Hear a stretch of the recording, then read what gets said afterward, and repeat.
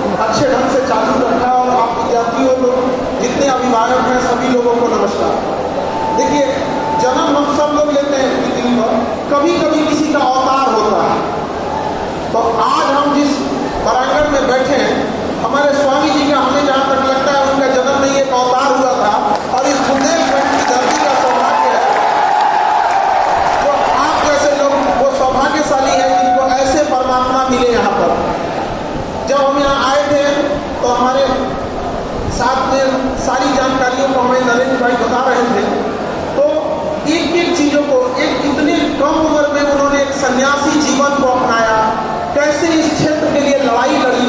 और उस समय जिस समय लोग रोटी कपड़ा मकान कोई सब कुछ समझते थे, पेट भर अनाज हो गया वही समझते थे, उस समय उनकी सोच इतनी दूरदर्शी थी कि जितना बड़ा विद्यालय महाविद्यालय खड़ा कर दिए, आज के समय हम और आपके औकात के बाहर की चीज है, ये उस समय वो करके गए हैं।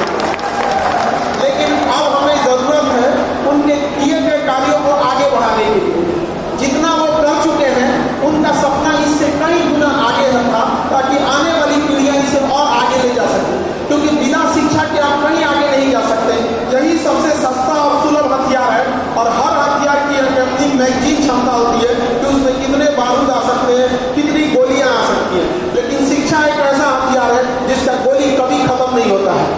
और आज के टाइम पे मेटल डिटेक्टर में हथियार पकड़े जाते हैं, शिक्षा रूपी हथियार किसी मेटल डिटेक्टर में नहीं पकड़ा जाता है।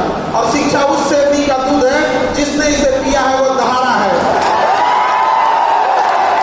और आप सौभाग्यशाली हैं जो स्वामी जी ने इतना बड़ा आप लोगों को संस्था बना के दिए यहाँ पर।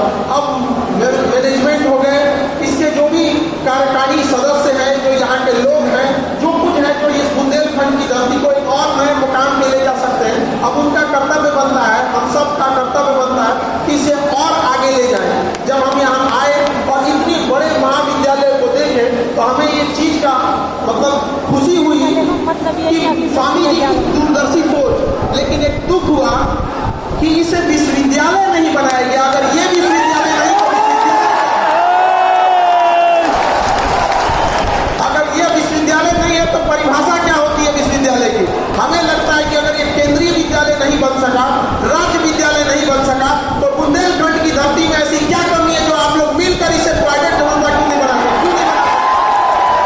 जब स्वामी जी ने इतना काम किया, उस समय जब हमारे पास संसाधन नहीं हुआ करते थे, पैसे नहीं हुआ करते थे, परिवहन के स्रोत नहीं हुआ करते थे, लोगों की आय इतनी कम थी, तो आज के समय हम लोग क्यों नहीं इसे अपने दम पे, अपने बलबूते पर एक विश्वविद्यालय का रूप दे सके, जिससे कि हजारों छात्र और छात्राएं पढ़ सके और इस क्षेत्र का नहीं बल्कि पूरे देश का नाम रोशन कर सके। ये बहुत सौभाग्य की बात है जो आप लोगों के पास इतना बड़ा प्रांगण है। जिस समय कृषि विश्वविद्यालय, हमारा देश कृषि प्रधान देश है, जब तक हम किसानों का भला न कर सकेंगे तब तक ही देश का भला नहीं हो सकेगा। हम देश में दो लोगों से बहुत बड़ा गलती कर दिया। हमने किसानों की शक्ति को अंडर एस्टिमेट कर दिया और महिलाओं की शक्ति को पहचान न सके। यहाँ पर केवल 9 दिन तक नवरात्रि में महिलाओं की शक्ति पहचानते हैं लोग। जिस दिन या 365 दिन हम उन्हें सम्मान और शिक्षा देने लगे, याद रखिएगा वो दिन दूर नहीं जब भारत आगे बढ़ जाएगा। जब से आजादी हुई तब से हम पुरुष समाज सोचते हैं कि देश को आगे ले जा सकते हैं। आजादी के इतने साल भी हम पुरुषों के बस के बाहर हो गया, देश विकसित नहीं हो पाया। जबकि हमसे हमारे साथ 2 परमाणु हमला झेला जापान आज कहां पहुंच गया, जिसका सबसे बड़ा कारण है कि उसने विकास को, शिक्षा को, संस्कार को कभी भी महिला पुरुष में नहीं बांटा। उसने महिलाओं को भी बराबरी का अधिकार दिया। जिस दिन हम लोग भी शिक्षा में ये अधिकार देंगे, वह दिन दूर नहीं जब भारत भी विकसित देशों में गिना जाएगा।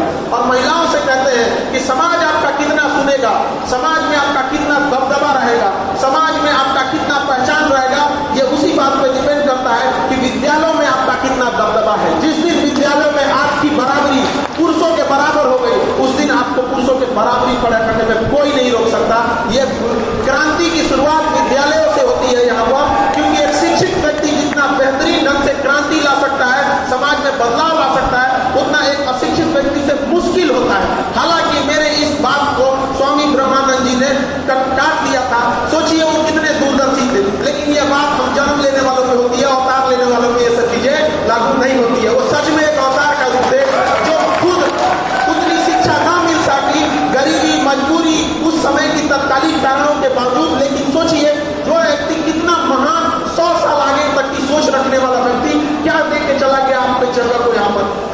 सौभाग्य है, अगर वो नहीं दिए रहते तो शायद इस देश इस जगह को नहीं मिल सकता था।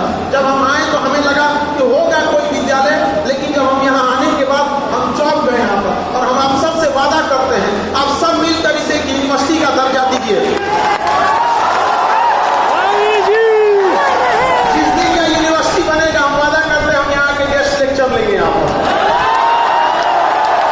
ये वादा है हमारा बुंदेलखंड की धरती से, मगध की धरती से आए हैं, बुंदेलखंड की धरती से एक सौगात मांगने आए हैं कि आप सब लोग मिलकर इसे एक महाविद्यालय से विश्वविद्यालय की ओर ले जाइए। कोई जरूरी नहीं कि आपके साथ कोई खड़ा ही होगा, कोई जरूरी नहीं। स्वामी जी के साथ कितने लोग खड़े थे, लेकिन स्वामी जी की एक सबसे अच्छी चीज रखी है, उनका कहना था, विचार विमर्श योजना बनती रहेगी, तुम शुरुआत तो करो, कारवा तुम्हारे साथ चलेगा। एक पतला दुबला शरीर वाला व्यक्ति छोटी सी कुटिया से कहां लेके चला गया समाज। क्या हम लोग उन्हीं के दिखाए हुए नक्शे पे चल रहे हैं? अगर चल रहे होते तो इस क्षेत्र का बदलाव हो जाता था।